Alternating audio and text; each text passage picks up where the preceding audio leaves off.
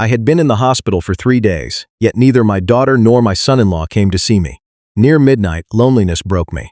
I called my best friend and whispered, "I don't need anyone to save me. I just don't want to feel forgotten." After talking for nearly 30 minutes, I realized I had dialed the wrong number. I apologized and hung up. 35 minutes later, my hospital door opened. An elegantly dressed woman entered as 3 men guarded the hallway. She stared at me the way someone stares at a thing they have spent years trying to find and said, "My father never stopped looking for you." What she revealed next changed everything. If this story is already pulling at something in your chest, you're exactly where you need to be. Welcome to Revenge, Dad. Before we go further, drop a comment and tell me where you're watching from. Your city, your country. I read every single one. Some elements of this story are fictional, crafted for reflection and storytelling. Any resemblance to real people or places is coincidental, but what it teaches you is worth keeping. The blue plastic chair beside my hospital bed had been empty for 3 days. Not because no one knew I was there. Emily knew. She had called on the second afternoon, 4 minutes and 11 seconds I counted. Because when you were lying in a hospital bed at 60 years old with wires taped to your chest and nothing but a ceiling tile to look at, you count things. She said she was sorry she was dealing with something she would try to come soon. Derek, her husband, did not call at all. I told myself it was fine. I had been telling myself things were fine for 8 years. Ever since the morning I came home from Lenox Hill Hospital without Margaret and stood in our kitchen in Brooklyn, looking at her coffee mug, still sitting on the counter where she had left it. A man learns to fill silence with whatever words keep him standing upright. But on the third night, the silence stopped cooperating. The man in the bed across from mine, Mr. Hector Reyes, 71, a retired transit worker from the Bronx, had his son visit that evening. The boy was maybe 35, still in his work clothes, a Con Edison jacket with a tear on the left sleeve. He brought a container of rice and beans wrapped in foil, still warm enough to steam, when he peeled back the corner. He pulled the blue plastic chair close to his father's bed and sat in it like it was the most natural place in the world for him to be. I watched Mr. Reyes reach out and squeeze his son's hand. The son squeezed back and said something in Spanish that made the old man laugh, a real laugh, the kind that comes from the belly and doesn't ask permission. I turned my face toward the window. Outside, the lights on the bridge stretched thin across the water, and I looked at them until I felt steady enough to look away. By 11:47, Mr. Reyes was asleep, and the room had gone quiet except for the machines. My chest felt tight in a way that had nothing to do with my heart condition. I picked up my phone and scrolled to Thomas Reed's name. Thomas and I had been friends for 31 years since we worked the same block in Sunset Park, and he used to bring me coffee from the cart on 4th Avenue every morning without being asked. If there was anyone in the world I could call at midnight and not have to explain the whole weight of it, it was Thomas. I pressed call without looking at the screen. The phone rang twice. Someone picked up. "Tom," I said, and my own voice surprised me, rough and low, like it had been waiting too long to be used.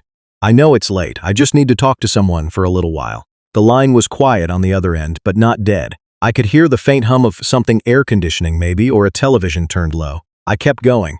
"I've been here for 3 days, I said. "Lenox Hill, room 414. Cardiac monitoring. They say my rhythm is irregular. Nothing they can't handle, but they want to keep an eye on me." I shifted against the pillow, and the IV line tugged at the back of my hand. Emily had called once. Derek hadn't called at all. And I kept staring at the chair beside my bed, thinking about how Margaret used to sit in that exact kind of chair every time I was sick. She always brought a book she never actually read, because she spent the whole time talking to me instead. My throat tightened around the next words, and I had to force them out. 8 years she's been gone, Tom. 8 years. And I still reach for my phone to call her whenever something goes wrong. Isn't that something? I pressed the back of my hand against my mouth for a moment, trying to steady myself. I don't need Emily to take care of me. I'm not asking for that. I just want her to sit in this chair for 10 minutes and ask me if I'm okay. That's all. 10 minutes. Is that really too much for a man to want from his only child? The hum on the other end continued. I talked for almost 30 minutes. I told the story of the day Margaret was diagnosed, how she took my hand in the hospital parking garage and said, "Well, we'll deal with it the way we deal with everything. Together."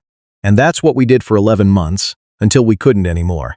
I talked about Emily growing up, about how she used to fall asleep on my shoulder during Mets games. I told her how Emily cried at her mother's funeral in a way that tore something open inside me that I never quite figured out how to close. I talked about Derek, too. How polished he had been the first time Emily brought him home. How he shook my hand with both of his and said, "Sir, I want you to know, I understand how important family is." I kept talking until there was nothing left in me. Then a woman's voice came through the phone, calm and careful. "Sir," she said, "I'm so sorry, but I think you may have the wrong number." The floor seemed to disappear beneath me. I pulled the phone away from my ear and stared at the screen. The name there was not Thomas Reed. I had pressed one digit wrong, and for 28 minutes, I had poured the most private parts of my life into the ear of a complete stranger. Heat rushed into my face, a wave of shame so sudden it felt like a physical blow. "Oh God, I'm so sorry," I said. My voice cracked on the final word. "I thought I was calling my friend. I apologize. I'll hang up right now." "Wait." Her voice was quiet but firm.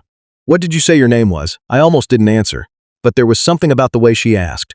So precise, so careful, like she was handling something fragile, that made me respond. "Walter Bennett." The line went completely silent. Then she spoke again, slower this time, each word deliberate. "Walter Bennett, were you ever a foreman on the Ashford Tower project in Midtown Manhattan? 32 years ago?" My hand tightened around the phone until my knuckles ached. The heart monitor beside me ticked upward 2 beats, then 3. The name she had just spoken, Ashford Tower, was one I hadn't said aloud since the last century. A name connected to a summer afternoon I had spent most of the past 3 decades trying not to remember. "Who is this?" I asked. My voice sounded strange, stripped of everything except the question. "Don't leave the hospital, Mr. Bennett," she said. "Please." Then the call ended. I sat there with the phone pressed against my sternum, feeling my heartbeat pounding beneath my palm. And I thought, I had just told my entire life story to a woman I had never met. And somehow, she knew my name from 32 years ago. And somehow she had asked me not to leave. Outside the window, the East River moved slowly through the darkness, carrying its secrets south toward the harbor. And I sat there beneath the blue hospital lights, staring at the phone that had just changed everything, wondering how a wrong number could possibly know exactly who I was. 35 minutes after the call ended, I heard footsteps in the hallway. They weren't the soft, rubber-soled shuffle of the night nursing staff. These footsteps were different, deliberate, measured. The kind of footsteps that belonged to someone who had already decided exactly where they were going and intended to get there. Sandra Kowalski, the charge nurse on my floor, appeared in the doorway first. She was a broad-shouldered woman in her mid-50s who had spent the last 3 nights checking my vitals with the no-nonsense efficiency of someone who had seen almost everything and was rarely surprised. But now, her face showed an expression I had never seen from her before, somewhere between confusion and apology. "Mr. Bennett," she said carefully, "I know it's past midnight. The hospital director gave a personal authorization. There's a woman here who says she needs to see you," Sandra said. She identified herself to administration. The director recognized the name. Before I could answer, the woman stepped inside. She was around 45, wearing a black blazer over a silk blouse, her dark hair pulled back with precise care. Behind her stood a younger woman in a gray suit, while 3 large men in dark jackets waited in the hallway. The woman looked at me differently than most people looked at a hospital patient. She looked at me like someone she had searched for a very long time. "Mr. Bennett," she said, "my name is Victoria Ashford. My father was Charles Ashford." The name hit me instantly. "I need to sit down," I whispered. Sandra pulled the blue chair closer and Victoria sat in it.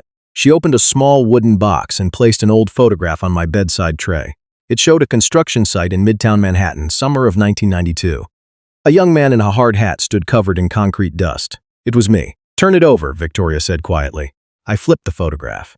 On the back, faded blue handwriting read, "If you ever find this man, remember that you have a father today because he did not run."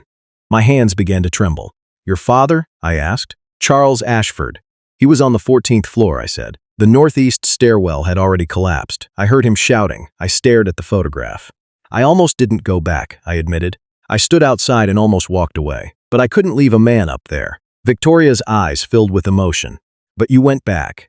I pulled him out through the west corridor. We were about 40 feet clear when the stairwell collapsed. Victoria took a slow breath. "My father spent 11 years trying to find you. The contractor's records were lost when the company dissolved in 1994. He hired investigators twice, but he never stopped looking." My chest tightened. "He died 4 years ago," she continued. "He kept that photograph in his desk until the final week of his life." She paused. "He made me promise that if I ever found you, I would tell you something." I couldn't speak. "He said every good thing that happened to him after that summer happened because you went back up those stairs." My eyes burned. I turned toward the window, not wanting Victoria Ashford to see a 60-year-old man breaking down in a hospital bed over something that had happened 32 years ago. But she wasn't finished. She reached into her bag and pulled out a tablet. When she placed it beside the photograph, her expression changed. "Mr. Bennett," she said, "I didn't come here only to thank you." On the screen was a photo taken outside a midtown hotel. Derek Lawson was walking beside a man I had never seen before. "Your son-in-law has been telling investors that Walter Bennett stands behind him and that Ashford Group is about to become his strategic partner.